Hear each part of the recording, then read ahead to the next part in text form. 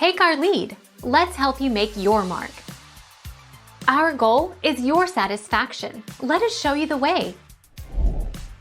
To filter for unique values, click Data, Sort and Filter, Advanced.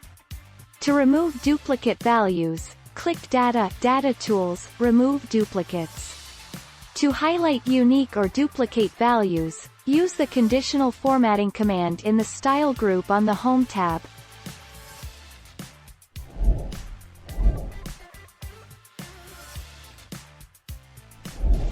Make your mark. Take our lead.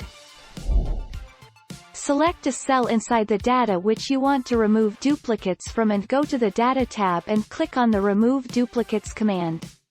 Excel will then select the entire set of data and open up the Remove Duplicates window. Thank you for watching. Please subscribe and hit the bell notification.